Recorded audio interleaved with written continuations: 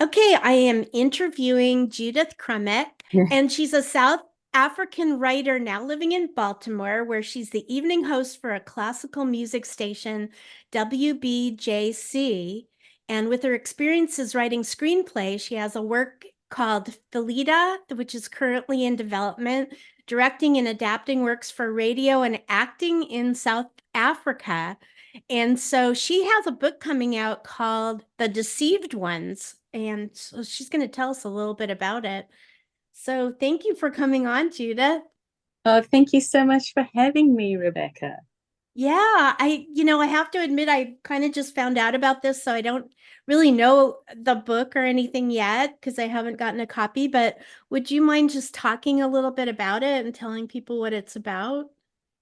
Absolutely. So, The Deceived Ones is a contemporary reimagining of Shakespeare's play Twelfth Night.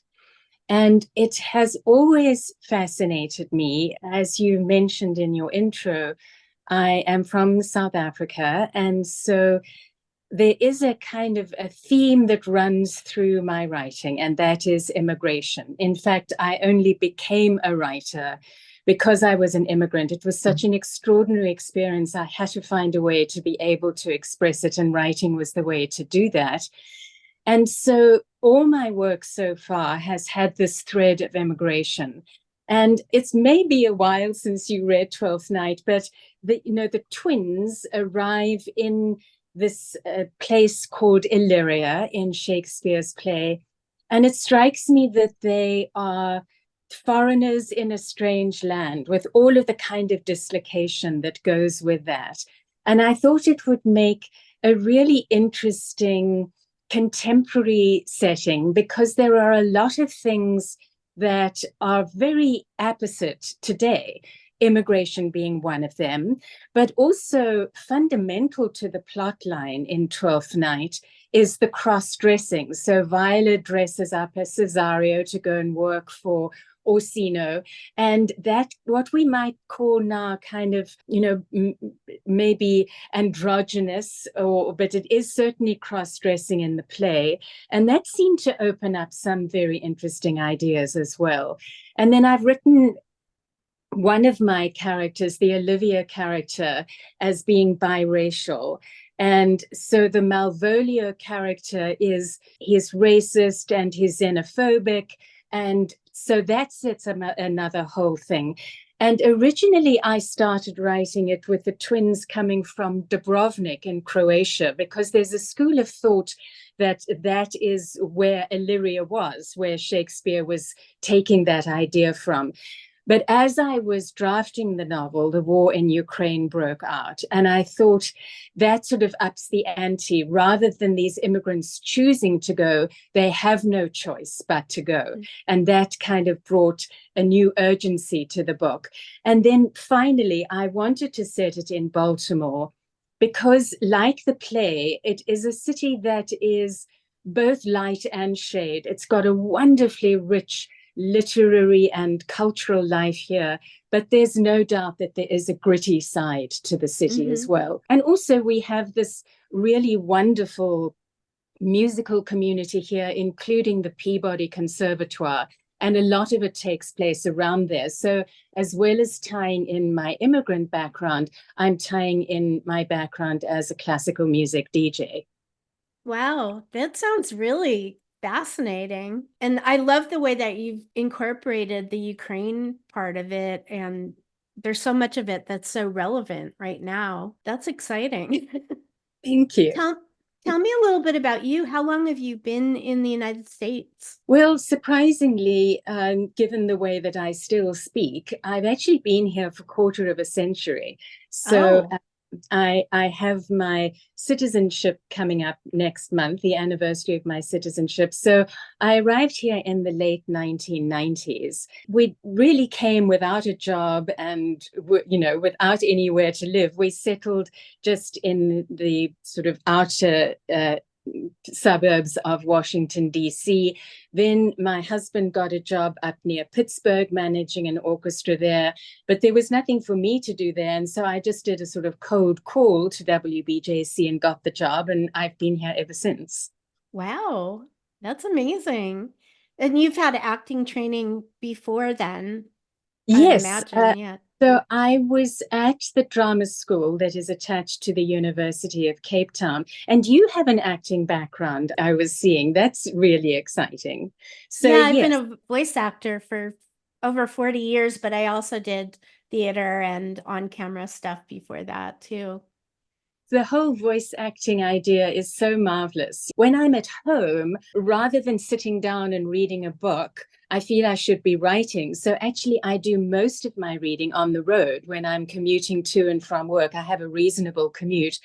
And that whole idea of how people like you just absolutely encapsulate a book, it's a wonderful gift. I'm just so in awe of what you are able to do.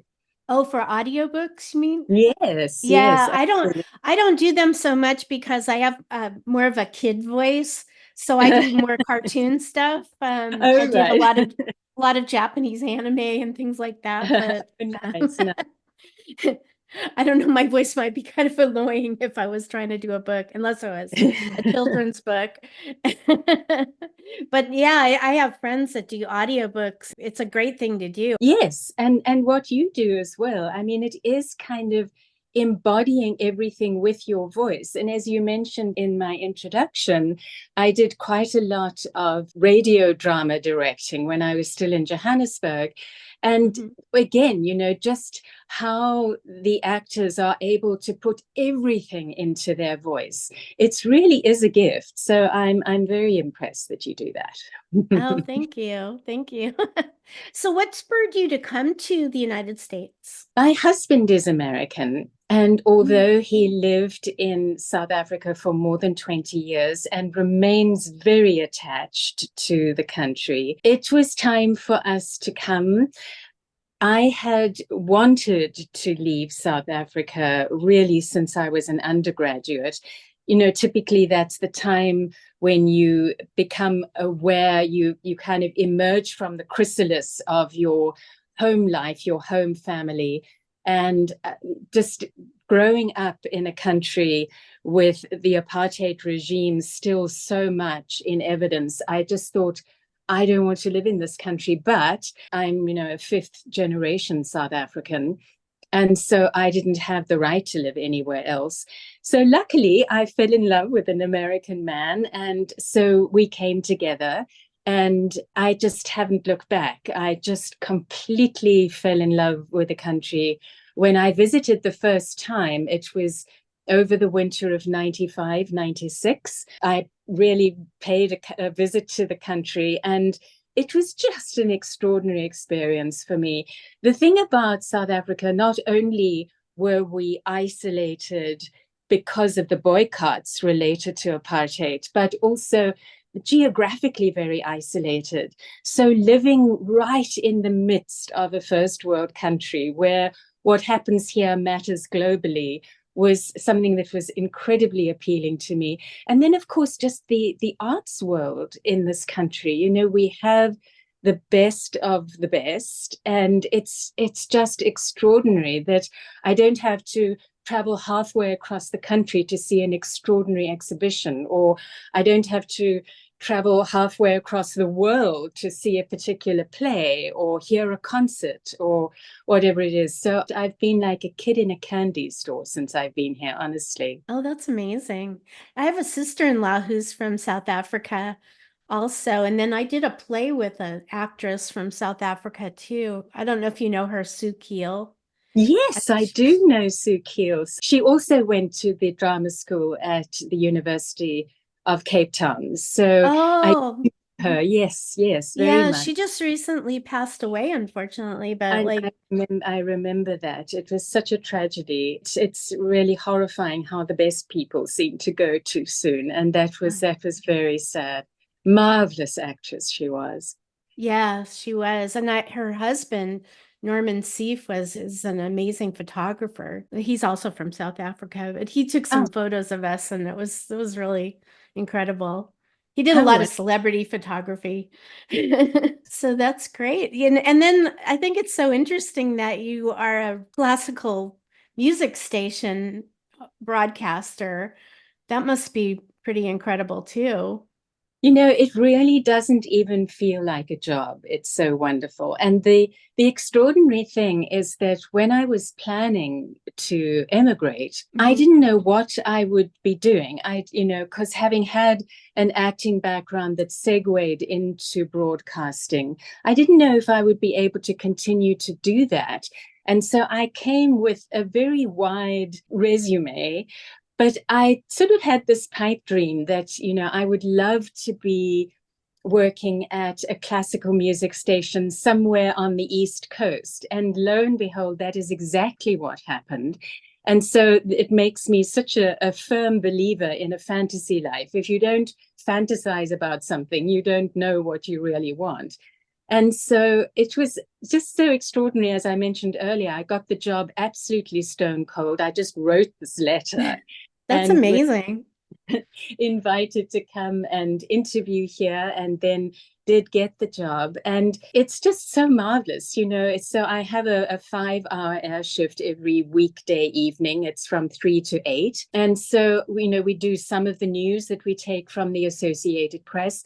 And one of the wonderful things is that unlike a lot of classical music stations, each of the hosts does their own programming as well. So you really take ownership of it, and you curate 5 hours of music every day. And it's just such a gift, and I'm constantly learning because there are always new performances, and there are even new works, and perhaps you'll hear a work that is so terribly famous, like Ravel's Bolero, or the very famous opening of the Symphony No. 5 by Beethoven with that fate theme.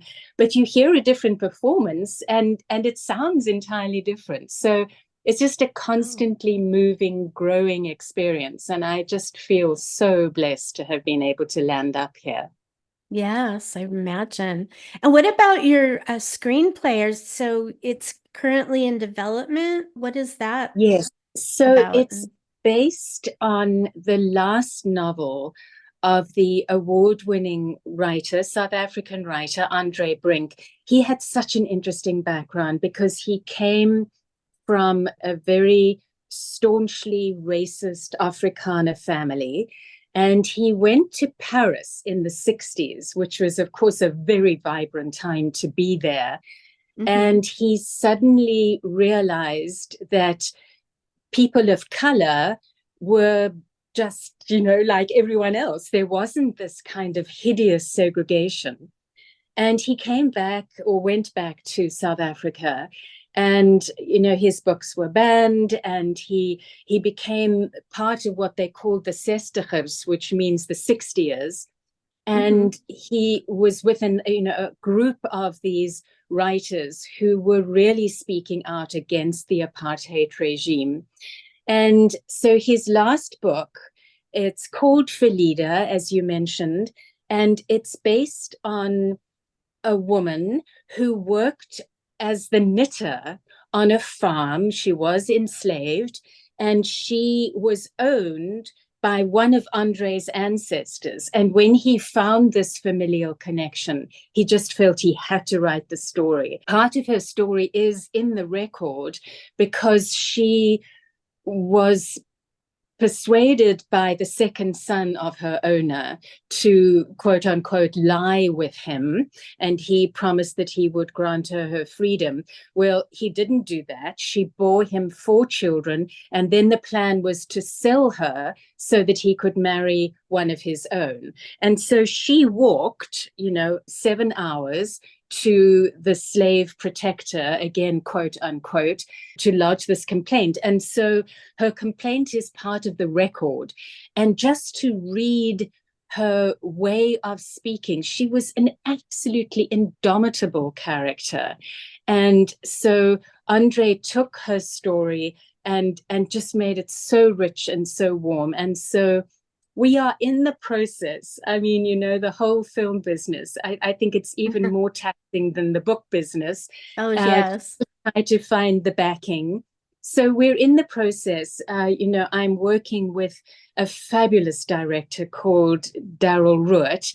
He has been Oscar nominated. He made Sarafina with Whoopi Goldberg, and he made Cry the Beloved Country. And so he has, incredible chops.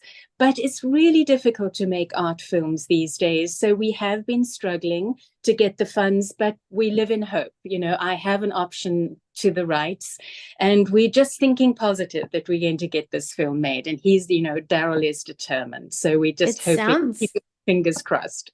Yeah, it sounds like it's something that would be embraced because of the content. It answers the Black Lives Matter movement. It answers the Me Too movement, and it's very serious subject matter. But she brings so much vibrancy and life to it just because she was such a character, So we really hope. So you keep your fingers crossed too, I please. I will. And then the last question is just, when did you get started writing? When did that happen? So when I got here, it was, as I was mentioning earlier, just the most transporting and transforming experience.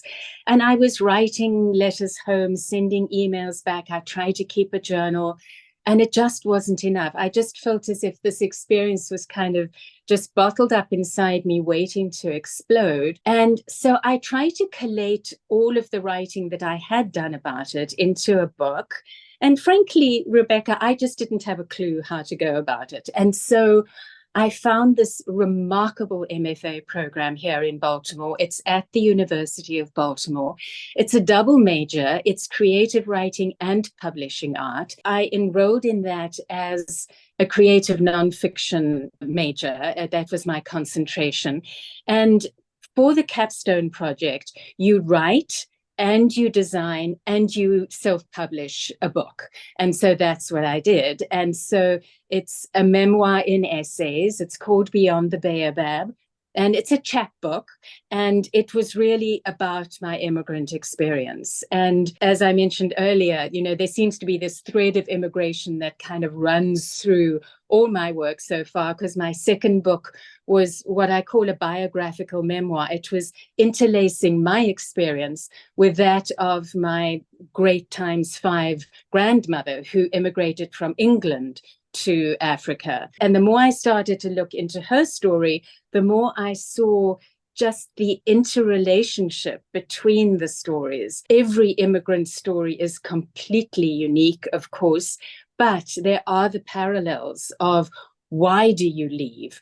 What is the impulse that makes some people need to go and others who would never dream of it?